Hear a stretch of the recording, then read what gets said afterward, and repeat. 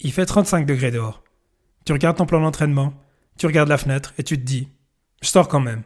Je veux juste ralentir un peu. » 3 kilomètres plus tard, ton cœur tape à 175. Tes jambes sont en coton et tu rentres en marchant en te demandant si t'es en train de perdre ta forme. Spoiler alerte, non, t'es pas en train de perdre ta forme. T'es simplement en train de courir en pleine canicule sans connaître les bons réflexes. Et aujourd'hui, on corrige ça avec ce que montre la recherche. Pas ce que tout le monde répète sans vérifier. Bienvenue dans Au-delà du mur, le podcast pour tous les passionnés de course, qu'il s'agisse de bitume, de nature ou de piste. Que vous soyez débutant ou coureur aguerri, nous explorons ensemble la préparation physique et mentale, la nutrition et la santé pour vous aider à atteindre vos objectifs. Si vous cherchez des conseils pratiques, des témoignages inspirants et des discussions captivantes, vous êtes au bon endroit. Préparez-vous, votre voyage au-delà du mur commence ici. Avant de commencer, un petit rappel.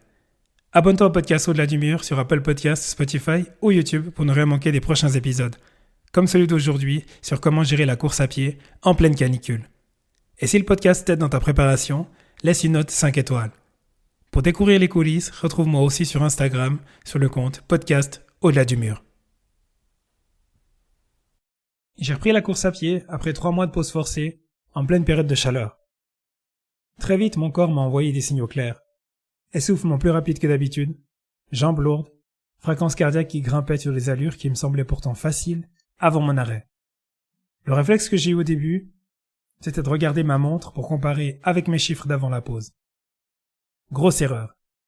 Ces données-là correspondent à une version de moi qui n'existait plus, ni sur le plan physique, ni face à la chaleur.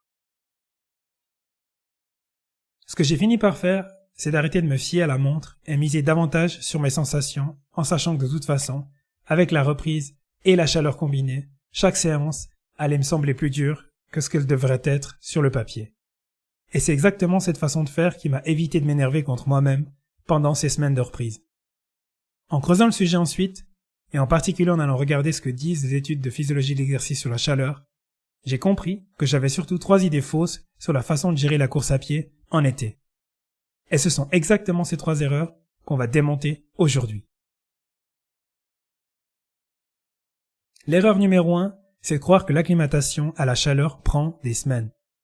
La plupart des coureurs pensent qu'il faut un mois entier de canicule pour que le corps s'habitue.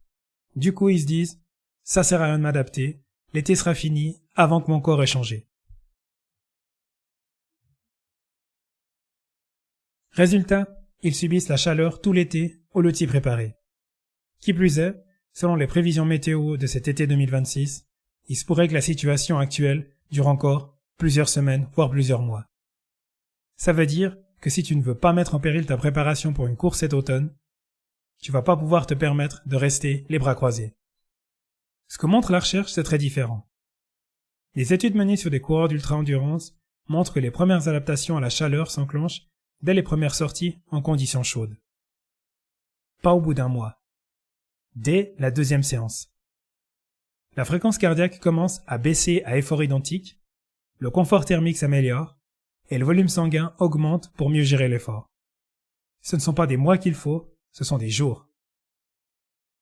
Conseil numéro 1, ne saute pas les sorties chaudes sous prétexte que ça sert à rien. Au contraire, les premières sorties quand il fait chaud sont celles qui comptent le plus pour lancer le processus. L'idée, c'est d'exposer ton corps progressivement, sortie courte, allure réduite, sur plusieurs jours d'affilée si possible, plutôt que d'éviter la chaleur, puis de te retrouver à découvert le jour d'une course ou d'une sortie plus longue.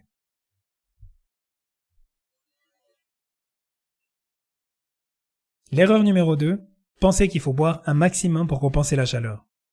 C'est l'erreur la plus répandue. Plus il fait chaud, plus je bois, plus je suis protégé. Le problème, c'est que de boire au-delà de ce dont le corps a besoin ne protège pas contre la chaleur. Ça crée un autre risque, celui de diluer le sodium dans le sang. C'est ce qu'on appelle l'hyponatrémie d'exercice. Une étude menée auprès des marathoniens montre que très peu d'entre eux connaissent la recommandation de référence, qui est de boire selon la soif plutôt que selon un volume fixé, décidé à l'avance. Une autre étude sur les coureurs de semi-marathon et de marathon montre la même chose. La plupart des coureurs improvisent leur stratégie d'hydratation sans réel suivi individuel. alors qu'une méthode simple existe. Se peser avant et après l'effort pour connaître sa perte réelle en eau et donc ajuster en conséquence. Le conseil numéro 2, c'est de boire selon ta soif, pas selon un chiffre que tu t'es fixé à l'avance. Et si tu veux affiner ta stratégie pour les sorties longues ou les courses quand il fait chaud, pèse-toi avant et après une sortie représentative. Ça te donne ta perte hydrique réelle, et c'est bien plus fiable que n'importe quelle règle générique du type un bidon toutes les 20 minutes. Tu le sais bien, c'est celle où tu te dis que tu vas traiter une sortie de 30 degrés comme une sortie à 15 degrés, juste en te disant que tu vas moins bien performer. En réalité, la combinaison chaleur et humidité change complètement la donne et pas seulement sur les performances, sur le risque médical aussi. Les études sur les marathons montrent que le risque d'avoir besoin d'une prise en charge médicale et de ne pas terminer la course augmente nettement à partir de certains seuils de température ressentis, bien avant qu'on ait l'impression de souffrir de la chaleur. Le conseil numéro 3, c'est d'ajuster ton allure à la sensation, pas aux chiffres sur ta montre. Si tu sens que ton cœur monte plus vite que d'habitude à une allure qui te semblait facile, c'est un signal, pas une faiblesse. Et apprends à reconnaître les vrais signaux d'alerte. Arrêt de la transpiration en pleine chaleur, confusion, frisson malgré la chaleur, mal de tête intense. Ce sont des signaux qui demandent d'arrêter l'effort. Pas pousser encore un peu. Un mot encore sur la tenue vestimentaire. Une question revient souvent. Vaut-il mieux courir torse nu ou garder un t-shirt technique quand il fait très chaud? Les études qui comparaient un tissu technique respirant, un t-shirt en coton et une sortie torse nu ne montrent pas de différence marquée sur la thermorégulation pendant l'effort. Autrement dit, retirer ton t-shirt ne te donne pas d'avantage physiologique automatique. Ce qui compte davantage, c'est de choisir un vêtement technique léger et respirant plutôt que du coton qui retient l'humidité contre la peau. Et un tissu clair a un avantage que le torse nu n'a pas. Il protège la peau du rayonnement direct du soleil. Je te propose une action concrète. Cette semaine, choisis une sortie facile en pleine chaleur de la journée.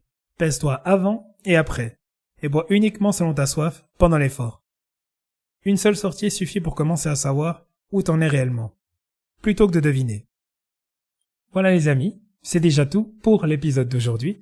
J'espère que vous en aurez appris davantage sur courir en pleine période de canicule. Prenez soin de vous. Je vous retrouve très bientôt avec un nouvel épisode du podcast Au-delà du mur.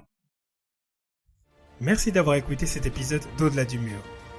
Si le sujet vous a inspiré ou intrigué, n'oubliez pas de vous abonner pour ne rien manquer des prochains épisodes. Rejoignez notre communauté sur les réseaux sociaux et partagez vos réflexions avec nous. Je serai ravi d'entendre ce que vous avez pensé de cet épisode. Et si vous avez aimé, pensez à laisser un avis 5 étoiles sur votre plateforme d'écoute préférée. Ça m'aide énormément à faire grandir la communauté d'Au-delà du mur.